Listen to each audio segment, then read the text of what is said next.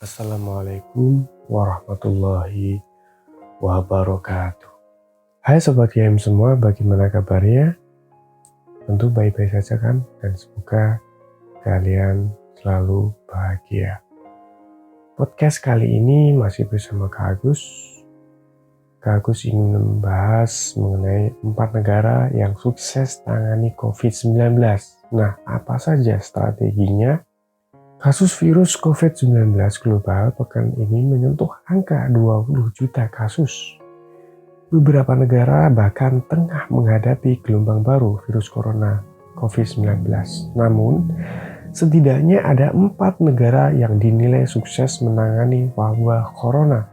Salah satunya adalah Selandia Baru, yang kemarin mencatat 100 hari tanpa kasus corona. Selain Selandia Baru, berikut negara-negara yang sukses menangani wabah corona dan strateginya yang mereka lakukan. Yang pertama adalah negara Selandia Baru. Selandia Baru mencatat 100 hari tanpa kasus virus corona, sebuah pencapaian yang sambut baik tetapi tetap membawa peringatan agar tidak berpuas diri. Dikutip dari BBC, kasus terakhir penularan komunitas terdeteksi pada 1 Mei, beberapa hari setelah Selandia Baru mulai melonggarkan pembatasan yang ketat.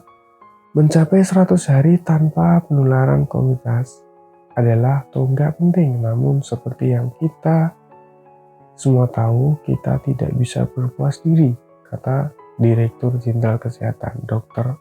Ashley Bloomfield.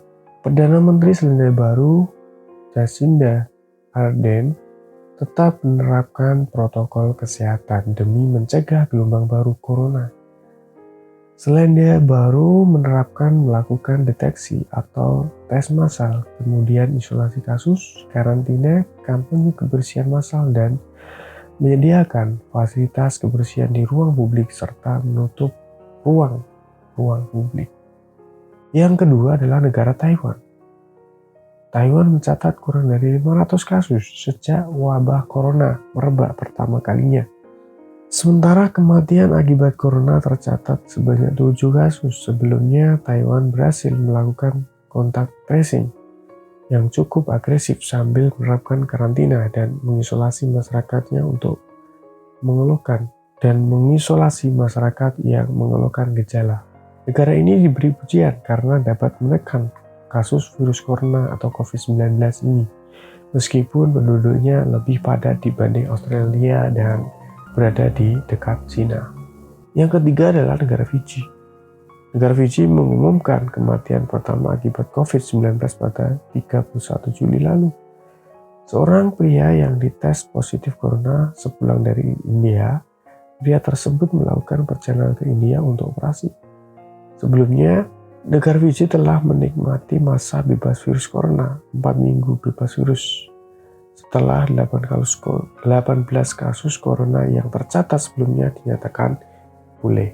Negara Fiji dan negara-negara kepulauan Pasifik lainnya yang pada awalnya dipandang sebagai negara yang paling rentan terhadap virus corona, sebab fasilitas kesehatan yang kurang, sumber daya pun kurang, dan adanya masalah kesehatan yang cukup tinggi seperti diabetes dan penyakit jantung.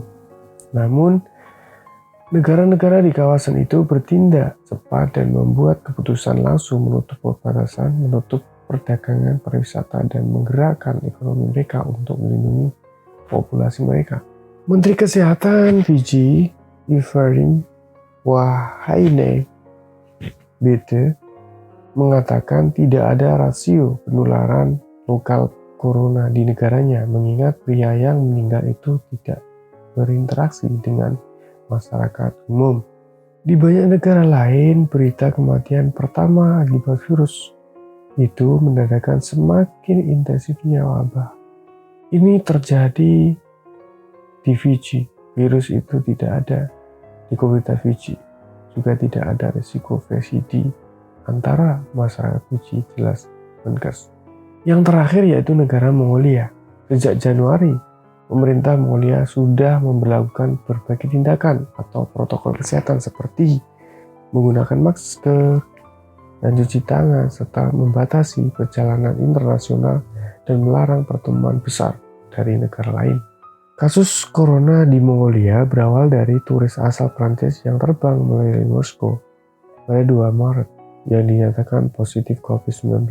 Selain itu, Mongolia langsung melakukan pelacakan orang-orang yang sempat ditemui oleh turis tersebut, walaupun turis tersebut sempat menghindari perawatan intensif. Untungnya, sebanyak 181 orang yang berinteraksi dengan turis tersebut dinyatakan negatif.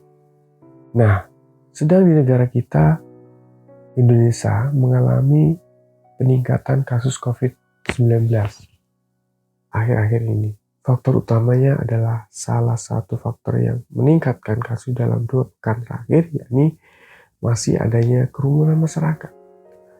Masyarakat belum berdisiplin mematuhi protokol kesehatan COVID-19 dan ini diperburuk oleh perilaku masyarakat yang berkerumun sehingga meningkatkan risiko penularan.